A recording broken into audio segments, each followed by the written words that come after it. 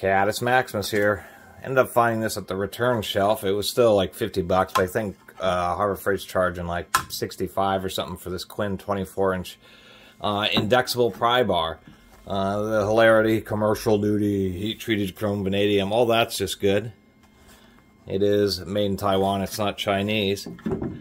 But I can understand why somebody would return this seemingly after using it just once. Now, Indexable pry bars have this little button that you can push. Some of them you have buttons on both sides that you can push.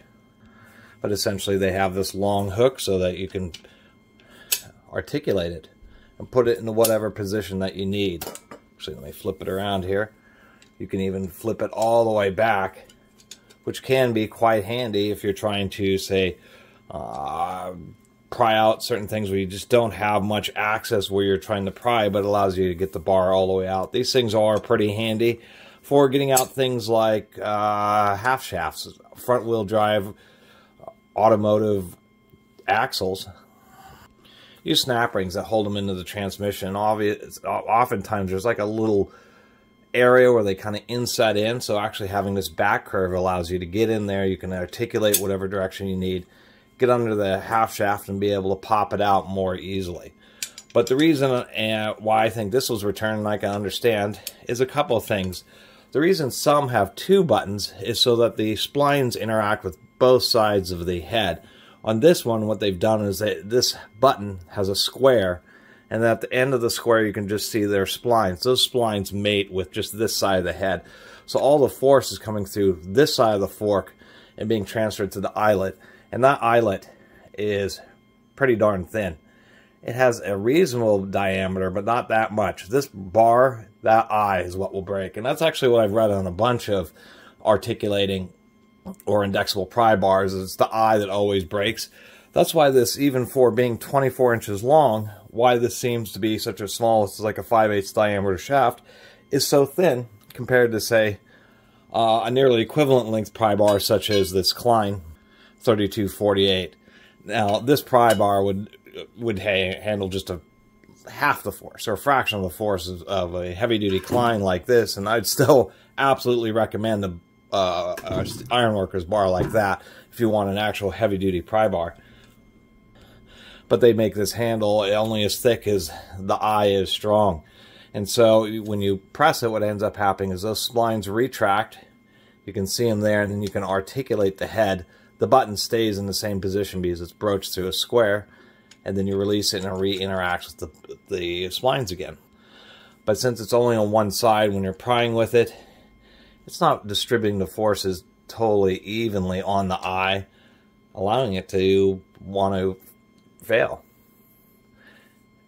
We can also see here that this eye is forged, but not very evenly. There's a real, here, let me move this up. You can see that there's quite a bit of a shelf on that side and then a big chamfer on this side, so that's kind of cheesy that it has pretty low quality forging right there, even though it is made out of reasonably decent steel. Besides that, I was noticing that the handle here, it's always hard on my bench, is actually not forged. It's just press fit onto the end. So this is just a steel bar that they forged and actually probably just stamped out the square in the eye and then press fit a handle onto it. So I guess it's okay for the price, but I would certainly recommend like even a gear wrench, somebody's other than the Harbor Freight Quinn. You know, even if you can get a, you know, it has a lifetime warranty, and even if you can replace it easily at Harbor Freight, something like this, the warranty doesn't matter if it breaks and doesn't do the job for you. I mean, that's the bottom line. And there are a lot of tools like ratchets, sockets, so many that you can get away with some pretty low quality stuff and they work just fine.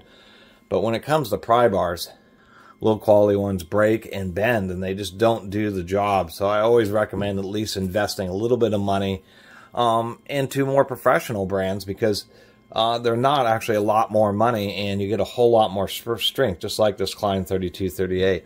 I mean, this thing would absolutely shame this Quinn. Anyway, just wanted to make a little video about it. Even for 50 bucks, I think that's about, you know, what I paid for it on the return shelf was all this thing's really worth. I think Harbor Freight is charging a bit too much money for not a particularly high quality, or at least very heavy duty, especially on the head. I'm just so disappointed on how thin that is. That's only about maybe a 1/4 inch.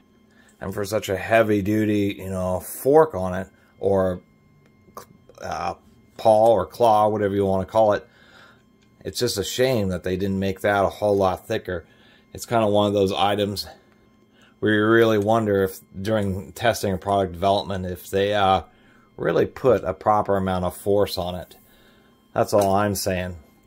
Anyway, I really appreciate everybody watching and subscribing. If you haven't subscribed, please do. Till next time, Catus Maximus out.